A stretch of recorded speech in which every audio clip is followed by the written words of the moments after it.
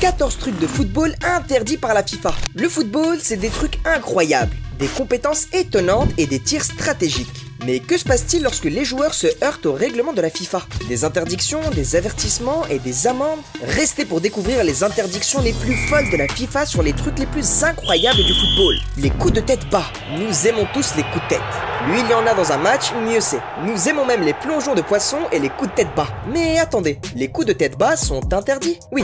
D'ailleurs, c'est l'une des interdictions les plus vagues du football. Alors que passer le ballon avec la tête est généralement accepté, tenter de passer un ballon au sol avec la tête est considéré comme illégal et déconseillé en raison des dangers que cela pose aux joueurs. Dans la chaleur du jeu, il est possible de recevoir un coup de pied sévère à la tête d'un joueur qui vient pour le ballon. Alors je comprends le point, mais attendez, rouler le ballon avec la jambe avant de le frapper de la tête est aussi illégal ? Cela déconcerte beaucoup de gens, même les footballeurs professionnels comme Verratti et Perisic qui ont été avertis pour différentes variations de coups de tête bas en 2019. Coup franc à la talonnade. Fait notablement en 1970, ce coup était un succès instantané, obtenant le titre du meilleur coup franc du monde de la part des fans et une interdiction de la FIFA. Il a été exécuté à la perfection par Ernie Hunt en 1970 lorsque Coventry City a battu Everton FC 3-1 dans une ligue anglaise. Ce truc de coup franc montre la prouesse créative d'un joueur qui implique l'utilisation d'une talonnade pour élever le ballon pour qu'un coéquipier frappe vers le but. C'est ingénieux et j'ai personnellement aimé ce truc. Mais les autorités du football le considèrent inapproprié pour les matchs officiels. Lorsque Kevin Nolan a tenté la talonnade sur un coup franc, le mouvement a été refusé car il avait été interdit des années plus tôt. Ce qui signifie que nous ne verrons plus un tel but impressionnant à l'avenir. Est-ce que vous savez ce que vous ne verrez plus non plus ? La prise avec le maillot. Je ne crois pas que quelqu'un veuille tenir le ballon dans son maillot pour ressembler à une femme enceinte sur le terrain. Cependant, personne n'est autorisé à le faire à cause de l'interdiction de la prise avec le maillot, pas sans recevoir un carton. Vous avez peut-être vu des joueurs de la rue faire ce truc, et ça a l'air génial, mais la FIFA considère les maillots des joueurs comme une extension de leurs bras, faisant qu'il est interdit d'attraper le ballon dans le maillot. Toute manipulation du ballon de cette manière est traitée comme une violation, équivalent à manipuler le ballon intentionnellement, ce qui signifie une inévitable sanction. Demandez au défenseur norvégien Jan Gunnar Solli, il a été une fois sanctionné pour avoir fait la prise avec le maillot pendant un match.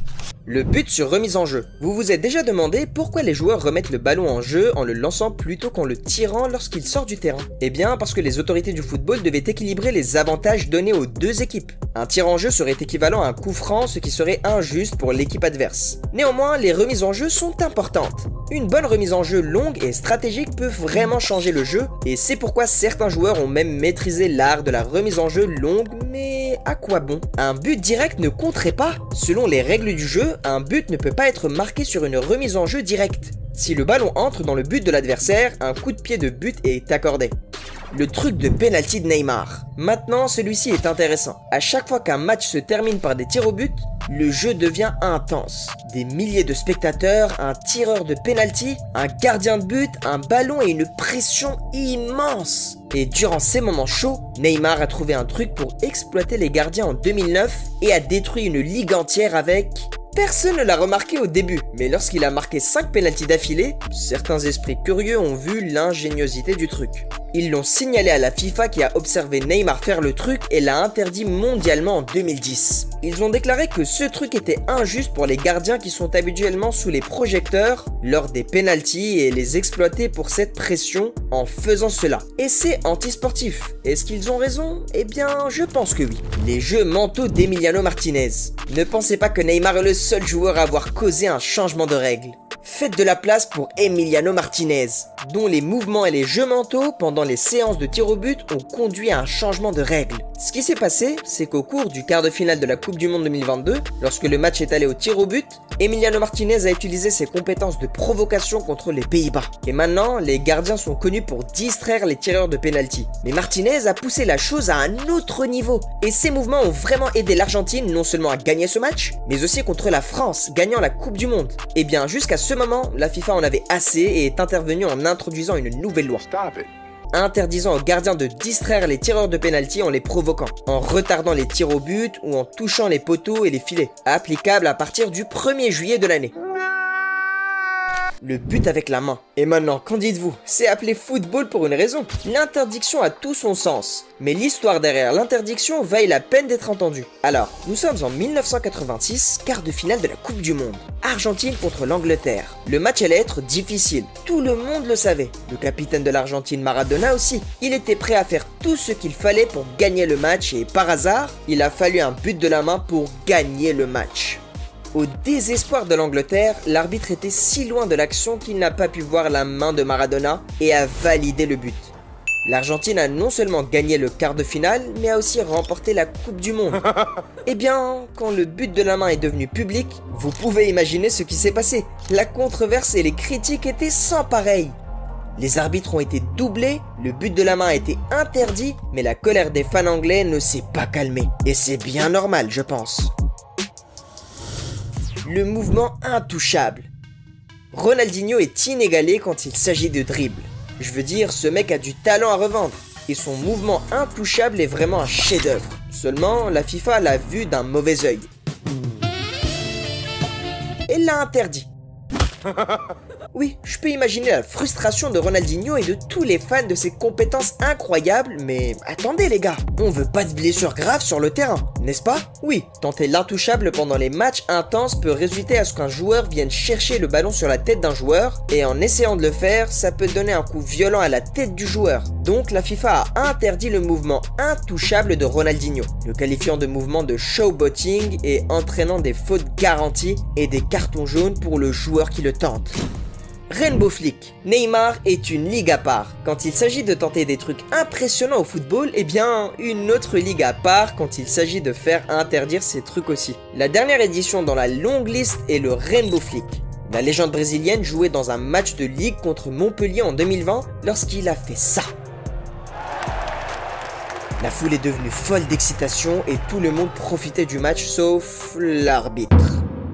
Il a jugé le Rainbow Flick de Neymar comme un acte de showboating, résultant en un carton jaune pour provocation. Neymar était surpris et immédiatement allé voir son capitaine Marco Verratti pour se plaindre et expliquer toute la situation, mais l'arbitre n'a pas changé d'avis.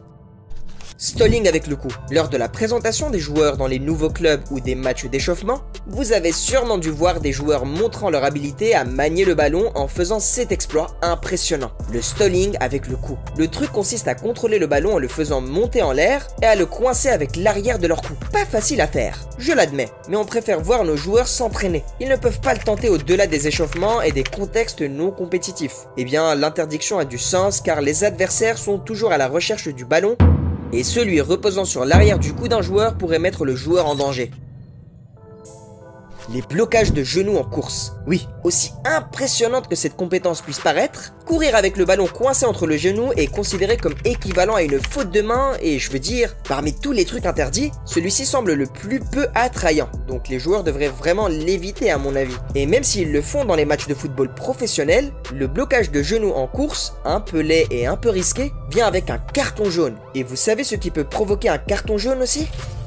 Dribble du phoque. Comme les stalles de coups, le dribble du phoque est un autre exploit incroyable de football dans lequel un joueur jongle avec le ballon sur son front en courant, montrant sa compétence technique incroyable dans le jeu, mais ce truc est aussi limité aux prestations des joueurs, échauffement et matchs amicaux. Bien qu'il ne soit pas explicitement illégal, les joueurs ne sont pas encouragés à tenter ce truc pendant les matchs officiels et professionnels. Il est considéré comme un comportement antisportif et implique un risque important de voir les joueurs être sanctionnés par les officiels du match, raison pour laquelle le risque de blessure associé à ce showboating est perçu. Et nous avons malheureusement un exemple réel avec Kerlon Moura Souza, dont la carrière a été grandement affectée par les blessures résultant du dribble du phoque excessif. Stabilisation de la tête. Regardez cette majestueuse stabilisation de la tête par personne d'autre que CR7. C'est dommage qu'on peut pas le voir faire ça pendant les matchs, pas sans risque de se faire sanctionner par l'arbitre. Bien que ce ne soit pas aussi facile à exécuter que cela en a l'air, vous verrez surtout les joueurs le réaliser à la perfection lors des échauffements, des présentations ou de matchs amicaux. Cependant, dans les matchs officiels, ce truc est strictement interdit car il est considéré comme antisportif et peut entraîner un carton jaune.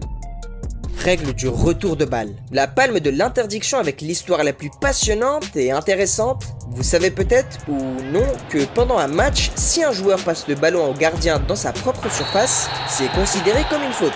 Mais Mais ça n'a pas toujours été comme ça. En l'absence de cette règle, une équipe novice a non seulement frustré les grandes équipes du monde du football, mais aussi remporté le titre. Donc, l'année est 1992. La Yougoslavie s'est retirée de l'Eurocup et a été remplacée par le Danemark malgré son incapacité à se qualifier pour le tournoi. L'équipe qui n'était même pas censée jouer et qui a été choisie comme remplaçante a fini par battre tout le monde avec ce simple truc.